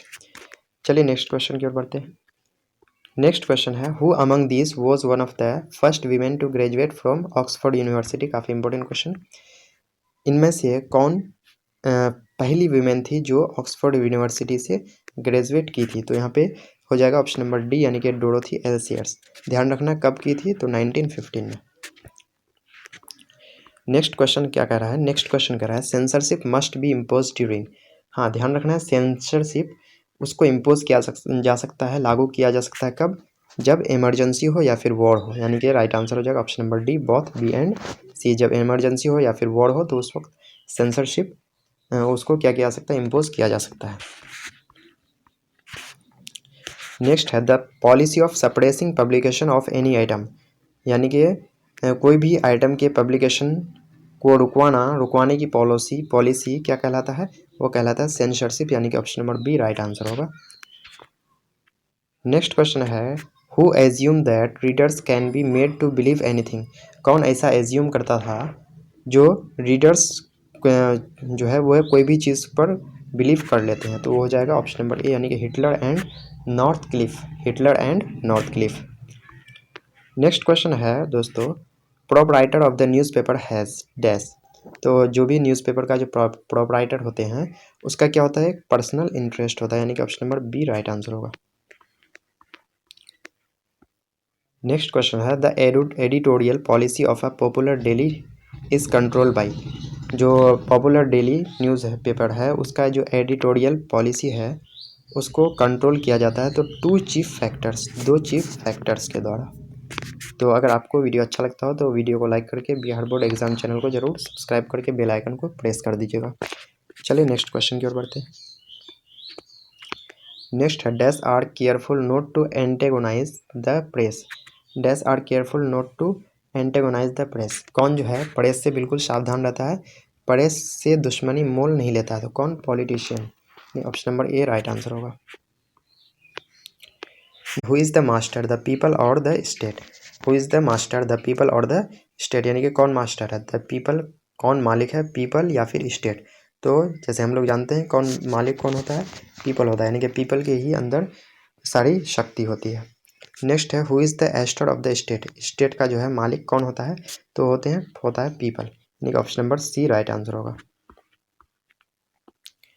नेक्स्ट है the author had delivered dash words in the speech of an hour and a quarter, यानी कि 1 घंटा 15 मिनट के स्पीच में ऑथर कितने वर्ड्स को डिलीवर किए, तो ये हो जाएगा ऑप्शन नंबर सी, यानी कि 20,000 वर्ड्स को। नेक्स्ट है साइनोनिम्स ऑफ रेवेन्यू, रेवेन्यू का जो साइनोनिम्स है पर्यायवाची है वो क्या है, तो ऑप्शन नंबर ए राइट होगा, यानी कि इनकम। नेक्स्ट है having no money at all, having no money at all, तो इसका जो है वन वर्ड सब्सटीट्यूशन कौन सा हो जाएगा, तो बैंकरप्सी, यानी कि दिवालिया। ये देख पा रहे हैं, कह रहा है the earth is written by, the earth जो है लिखा गया है, तो किसके द्वारा लिखा गया है, तो ऑप्शन जैसे कि है A number Manohar Malgaonkar, B है जाकिर हुसैन, सी है H E Bates and D है none of these.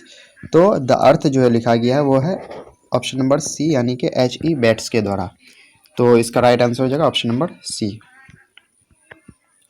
Next question कर रहा है दोस्तों, H E Bates was born in, H E Bates जो है उसका जन्म हुआ था, तो कब हुआ था दोस्तों, तो उसका जन्म हुआ था option number A right answer होगा, यानी कि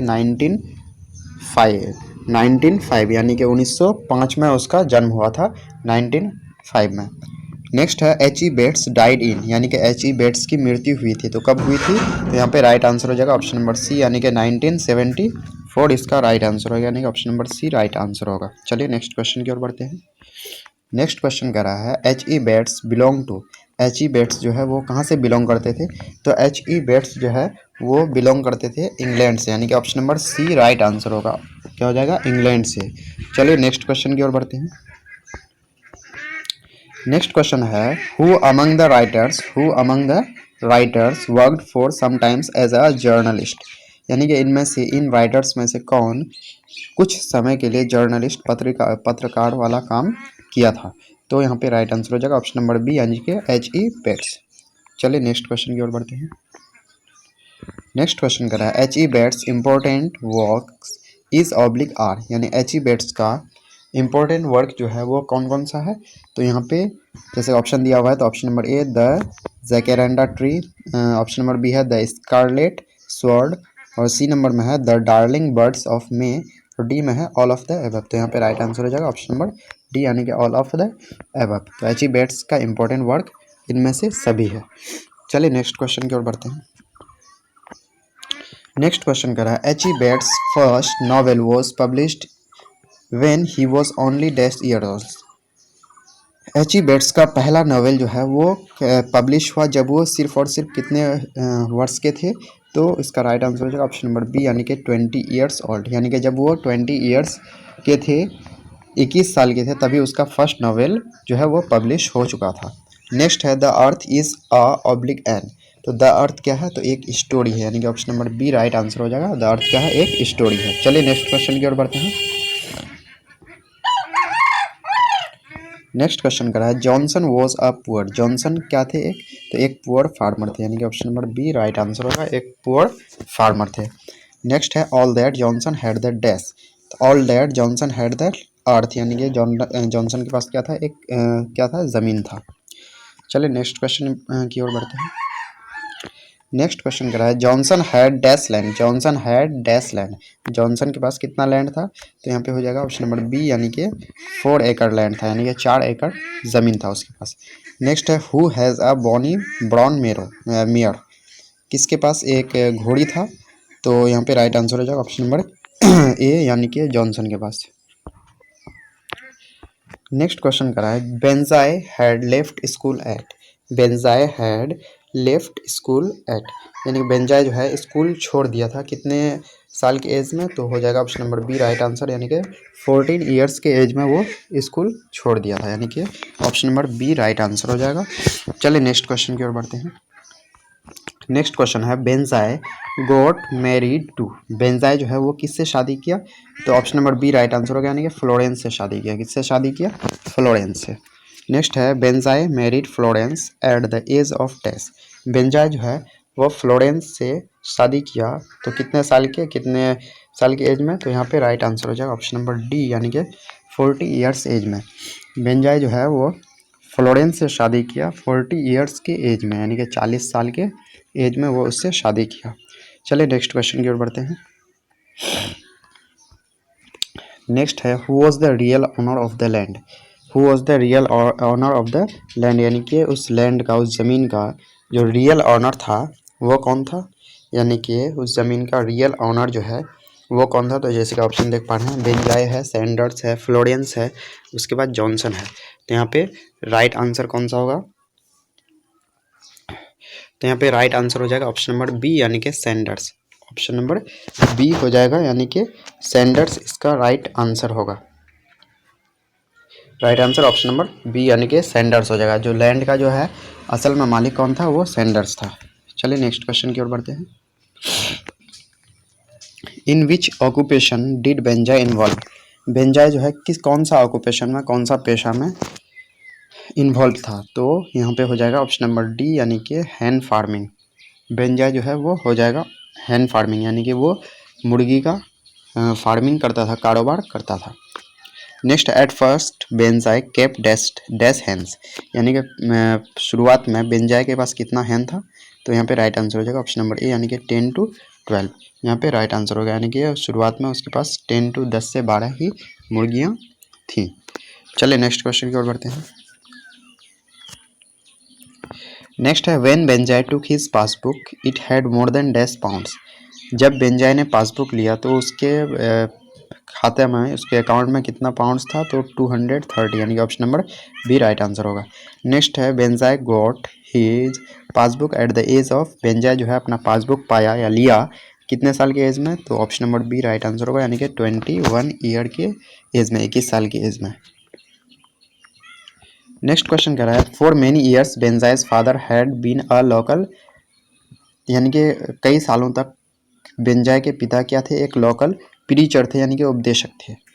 तो प्रीचर ध्यान रखेंगे। नेक्स्ट क्वेश्चन है, for how many years had Benjai's father rented the land, Benjai के पिता कितने साल के लिए उस ज़मीन को रेंट पर लिए थे। तो यहाँ पे राइट आंसर हो जाएगा ऑप्शन नंबर सी, यानी कि 40 ईयर्स के लिए, 40 साल के लिए बेंजाई के फादर जो है यानी कि जॉनसन जो है वो उस लैंड को किराए पर लिए थे। नेक्स्ट क्वेश्चन की ओर बढ़ते हैं दोस्तों। नेक्स्ट क्वेश्चन कह रहा है, बेंजाइज पेरेंट्स डिड नॉट लाइक, बेंजाई के पेरेंट्स, बेंजाई का के माता पिता पसंद नहीं करते थे किसको, बिकॉज ऑफ ग्रे आइज, उसके ग्रे आइज के कारण पसंद नहीं करते थे। किसको पसंद नहीं करते थे, तो यहाँ पे राइट आंसर हो जाएगा ऑप्शन नंबर सी, यानी कि फ्लोरेंस को पसंद नहीं करते थे। क्यों नहीं करते थे, क्योंकि उसका ग्रे आइज था। नेक्स्ट है, बेंजाई वॉज द सन ऑफ, बेंजाई किसका सन था।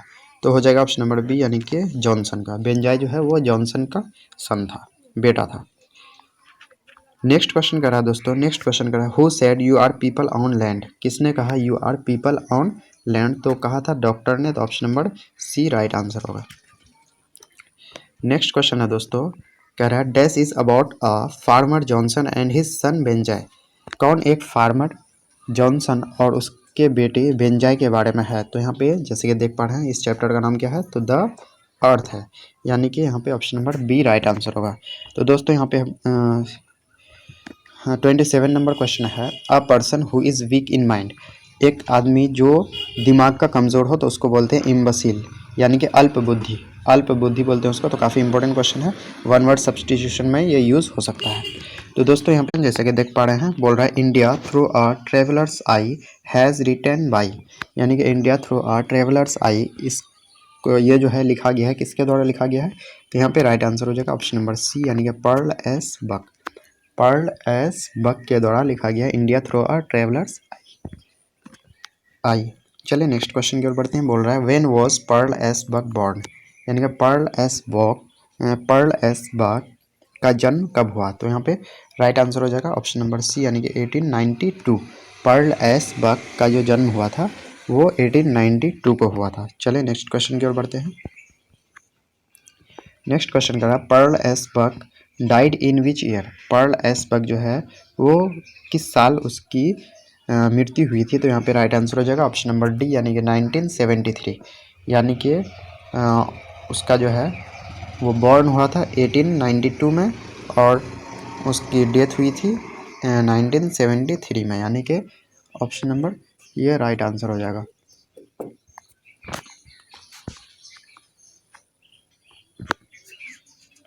चलिए नेक्स्ट क्वेश्चन की ओर बढ़ते हैं।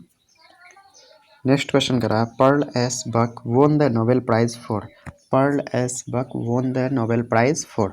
पर्ल एस बक को किसके लिए नोबेल प्राइज़ दिया गया था? तो पर्ल एस बक को लिटरेचर यानी कि साहित्य के लिए नोबेल प्राइज़ दिया गया था, यानी कि option number D right answer हो जाएगा। चलिए नेक्स्ट क्वेश्चन की ओर बढ़ते हैं। नेक्स्ट क्वेश्चन करा Pearl S Buck won the Nobel prize in which year? तो जैसा कि जानते हैं पर्ल एस बक को नोबेल प्राइज़ लिटरेचर में दिया गया था, तो किस ईयर में दिया गया था? तो option number D right answer होगा, यानी कि 1938 में दिया गया था, यानी कि 1938 में उसको नोबेल प्राइज़ दिया गया था लिटरेचर यानी कि साहित्य में। नेक्स्ट क्वेश्चन है कह रहा है Pearl S Buck learn about India through? यानी पर्ल एस बक जो है इंडिया के बारे में जाना किसके थ्रू? तो बुद्धिज़्म यानी कि बुद्धिज़्म के थ्रू, यानी कि बुद्धिज़्म के थ्रू वो इंडिया के बारे में जानकारी लिया। चलिए नेक्स्ट क्वेश्चन की ओर बढ़ते हैं। नेक्स्ट क्वेश्चन करा है Pearl S Buck's important works are? Pearl S Buck का इम्पोर्टेंट वर्क्स इनमें से कौन कौन सा है? तो ऑप्शन नंबर ए है कम माई बिलव्ड, सेकेंड में ऑप्शन है द गॉड्स अर्थ, थर्ड में है माई सेवरल वर्ड्स, और ऑप्शन नंबर डी है ऑल ऑफ दिस। तो यहाँ पे राइट आंसर हो जाएगा ऑप्शन नंबर डी, यानी कि ऑल ऑफ दिस, यानी come my beloved, the god's earth, my several words, ये सभी उसके इंपॉर्टेंट वर्क्स हैं।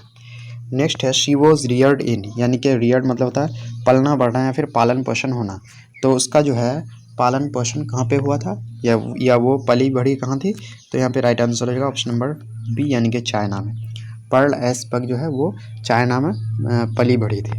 चलिए नेक्स्ट क्वेश्चन की ओर बढ़ते हैं।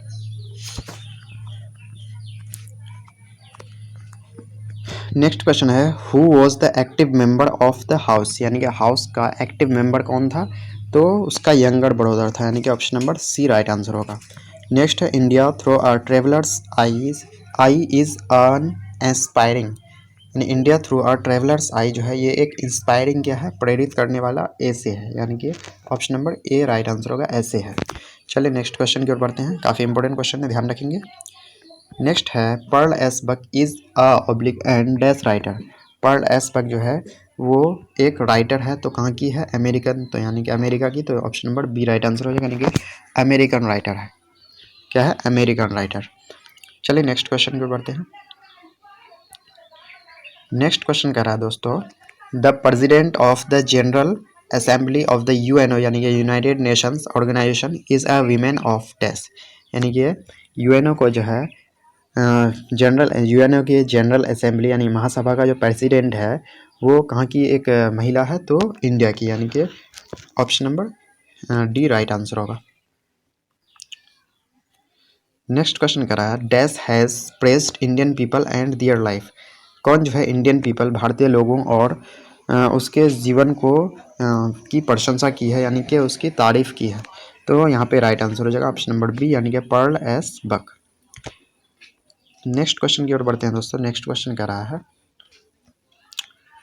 The life span in India was only dash years, यानी कि इंडिया के लोगों का लाइफ स्पैन जो है जीवन जो चक्र है वो कितना साल का है? तो ऑप्शन नंबर बी हो जाएगा, यानी कि 27 ईयर्स, यानी पर्ल एस बक के अनुसार जो लाइफ स्पेन जो है इंडिया के लोगों का वो कितना था? तो 27 ईयर्स, यानी कि 27 वर्ष।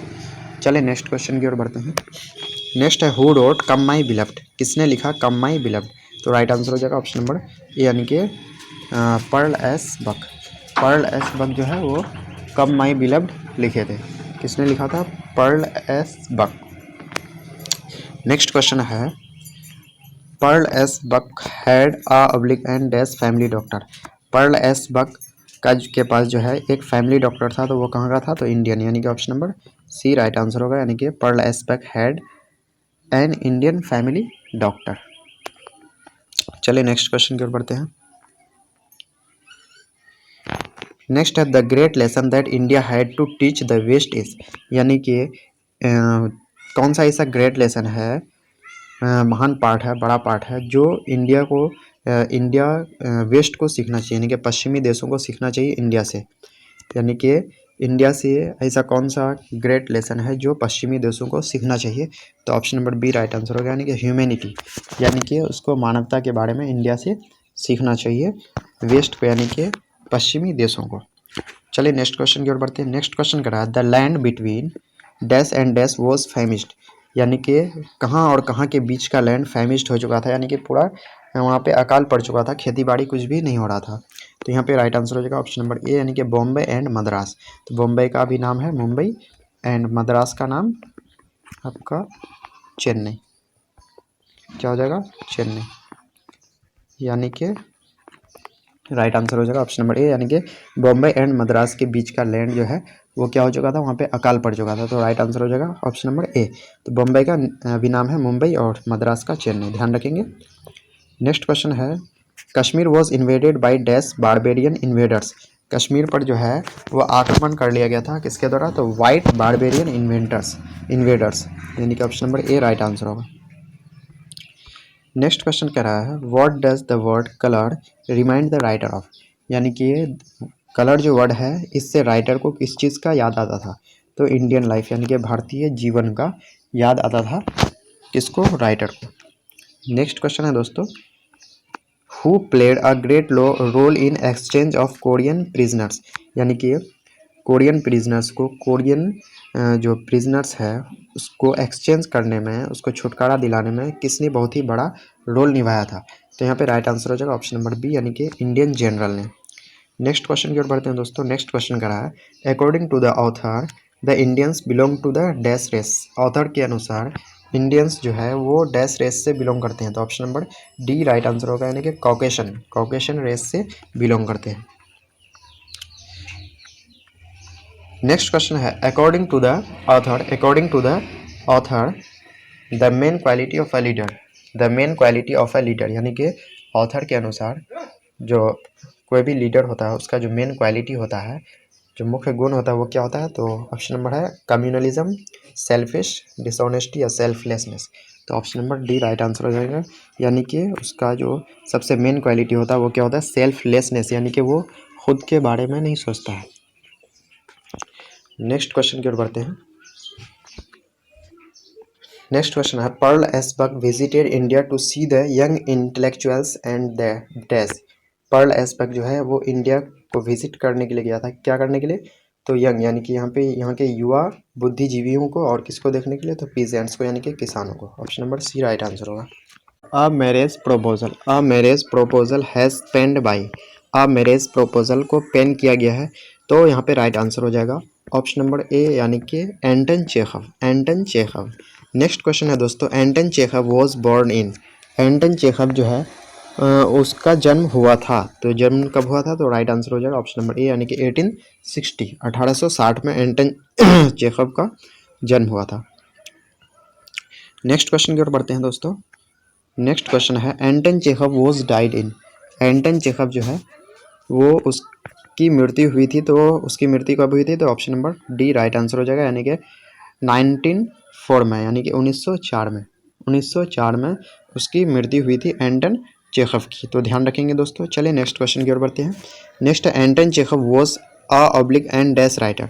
एंटन चेखव जो थे वो कहाँ के राइटर थे? तो option number D right answer हो जाएगा, यानी कि रशियन राइटर थे, रशिया के, यानी कि रूस के वो राइटर थे। चलिए फिफ्थ नंबर क्वेश्चन की ओर बढ़ते हैं। फिफ्थ नंबर क्वेश्चन करा है, Anton Chekhov was a dash by profession. Anton Chekhov जो है वो पेशे से क्या थे? तो पेशे से एक डॉक्टर थे। Option number A right answer होगा, यानी कि एंटन चेखव पेशे से, ऑक्यूपेशन से क्या थे? वो एक डॉक्टर थे। चलिए नेक्स्ट क्वेश्चन की ओर बढ़ते हैं। नेक्स्ट क्वेश्चन करा है, Anton Chekhov began his career by writing dash. Anton Chekhov जो है अपने कैरियर की शुरुआत किए थे क्या लिख के? तो option number D right answer होगा, यानी कि कॉमिक स्केचेस लिख करके वो अपने कैरियर की शुरुआत किए थे। चलिए नेक्स्ट क्वेश्चन की ओर बढ़ते हैं। नेक्स्ट है, अ marriage proposal is a dash.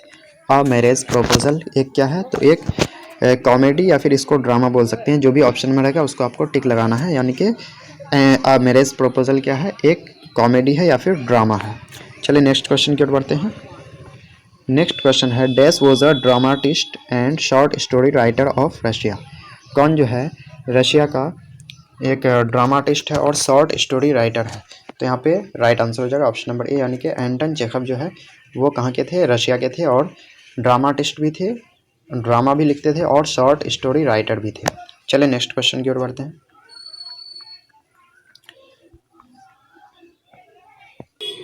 Next question कर रहा है दोस्तों, the guide has written by, the guide has written by, तो द गाइड को लिखा गया किसके द्वारा, तो ऑप्शन नंबर डी ध्यान रखेंगे, आर के नारायण के द्वारा। काफ़ी इंपॉर्टेंट क्वेश्चन है, द गाइड को किसके द्वारा लिखा गया है, तो आर के नारायण के द्वारा लिखा गया है। चलिए नेक्स्ट क्वेश्चन की ओर बढ़ते हैं। नेक्स्ट क्वेश्चन है, Lomov is a neighbour of dash, Lomov जो है वो किसका पड़ोसी है, तो ऑप्शन नंबर है रोमोकोव, मोनोकोव, डेन्यूकोव और चुबोकोव। तो राइट आंसर हो जाएगा ऑप्शन नंबर डी, यानी कि लोमोव जो है वो चुबोकोव का क्या है, पड़ोसी है। नेक्स्ट है, Lomov was the dash of Chubukov, तो वही क्वेश्चन है, रिपीट किया गया है अलग टाइप से। तो लोमोव जो है चुबोकोव का क्या था, तो पड़ोसी था, यानी कि ऑप्शन नंबर ए नाइबर था। राइट आंसर ए नंबर हो जाएगा। चलिए नेक्स्ट क्वेश्चन की ओर बढ़ते हैं। नेक्स्ट क्वेश्चन काफ़ी इंपॉर्टेंट है, चुबोकोव वॉज अ डैश, चुबोकोव क्या थे, तो चुबोकोव क्या थे, तो लैंड ऑनर थे, यानी कि ज़मींदार थे, लैंड ऑनर थे यानी कि ज़मींदार थे। Option number C right answer होगा। नेक्स्ट है, dash is the daughter of Chubukov, dash is the daughter of Chubukov, Chubukov के डॉटर का क्या नाम है, तो option number A right answer होगा, यानी कि नेटालिया। नेटालिया जो है वो चुबोकोव के डॉटर का नाम है। नेक्स्ट क्वेश्चन की ओर बढ़ते हैं दोस्तों। नेक्स्ट क्वेश्चन है, Lomov was dash years old, Lomov जो है वो कितने साल के थे, तो लोमोव कितने साल के थे, तो राइट आंसर हो जाएगा ऑप्शन नंबर सी नंबर हो जाएगा, यानी कि 35, यानी कि ऑप्शन नंबर सी इसका राइट आंसर होगा, यानी कि लोमोव जो है वो 35 ईयर्स ओल्ड थे, यानी कि 35 साल के थे। नेक्स्ट है, whose father was a gambler, whose father was a gambler, यानी कि किसके पिताजी एक जुआड़ी थे, यानी कि जुआ खेलते थे, तो राइट आंसर हो जाएगा ऑप्शन नंबर बी, यानी कि लोमोव। चलिए नेक्स्ट क्वेश्चन की ओर बढ़ते हैं। नेक्स्ट है, Natalia and dash are quarrelling for Ox Meadows, Ox Meadows मतलब होता है चारागाह, तो नेटालिया और कौन ऑक्स मीडोज के लिए झगड़ रहे थे, तो राइट आंसर हो जाएगा ऑप्शन नंबर सी, यानी कि लोमोव। चलिए नेक्स्ट क्वेश्चन की ओर बढ़ते हैं। नेक्स्ट है, what is the area of the ox meadows, यानी कि उस चारागाह का जो है एरिया क्षेत्रफल कितना था, तो राइट आंसर हो जाएगा ऑप्शन नंबर ए, यानी कि 40 एकर्स, उसका जो है क्षेत्रफल जो था, एरिया था, वो 40 एकर्स था। चलिए नेक्स्ट क्वेश्चन की ओर बढ़ते हैं। नेक्स्ट है, who was the youngest ऑन्ट of Lomov, Lomov का जो है यंगेस्ट आंट कौन थी, तो राइट आंसर हो जाएगा ऑप्शन नंबर ए, यानी कि नेस्टेसिया, नेस्टेसिया जो है वो लोमोव की यंगेस्ट आंट थी। चलिए नेक्स्ट क्वेश्चन की ओर बढ़ते हैं। नेक्स्ट है, Lomov bot his dog from Mironov for dash roubles, तो ध्यान रखना है, लोमोव जो है अपने डॉग को किससे ख़रीदा था, मिरोनोव से, कितने रूबल्स में, तो रूस का जो है करेंसी क्या है, रूबल है, तो कितने रूबल्स में, तो ऑप्शन नंबर ए, यानी कि 125 रूबल्स में वो जो है मिरोनोव से अपने डॉग को ख़रीदा था। नेक्स्ट है, the name of the dog of Lomov is, तो लोमोव के डॉग का नाम क्या है, तो गीज है, ऑप्शन नंबर ए गेस। चलिए नेक्स्ट क्वेश्चन की ओर बढ़ते हैं। नेक्स्ट है, नेटालियाज डॉग नेम इज़, यानी कि नेटालिया का डॉग का क्या नाम है, तो नेटालिया का जो डॉग का नाम है वो आपका राइट आंसर हो जाएगा ऑप्शन नंबर ए, यानी कि लीप। नेटालिया के डॉग का क्या नाम है, तो उसका डॉग का नाम है लीप, तो ध्यान रखेंगे। चलिए नेक्स्ट क्वेश्चन की ओर बढ़ते हैं। नेक्स्ट क्वेश्चन है, dash is made in love with Lomov, कौन जो है लोमोव के प्यार में पागल थी, तो option number B right answer होगा, यानी कि यहाँ पे हो जाएगा ऑप्शन नंबर बी, यानी कि नटालिया जो है वो लोमोव के प्यार में पागल है। चलिए नेक्स्ट क्वेश्चन की ओर बढ़ते हैं। नेक्स्ट क्वेश्चन है, नेटालिया वॉज डैश ईयर्स ओल्ड, नेटालिया जो है वो कितने साल की है, तो कितने साल की थी, तो option number D right answer होगा, यानी कि 25 ईयर्स ओल्ड की। नेक्स्ट है, the dog of Natalia was bought for dash roubles, the dog of Natalia was bought for dash roubles, तो यानी कि नेटालिया का डॉग जो है कितने रूबल्स में ख़रीदा गया था, तो ऑप्शन नंबर इसका हो जाएगा डी, यानी कि 85 रूबल्स में, 85 रूबल्स में नेटालिया अपने डॉग को ख़रीदा था, जिसका नाम था लीप, और जो है लोमोव खरीदा था 125 रूबल्स में। चलिए नेक्स्ट क्वेश्चन की ओर बढ़ते हैं।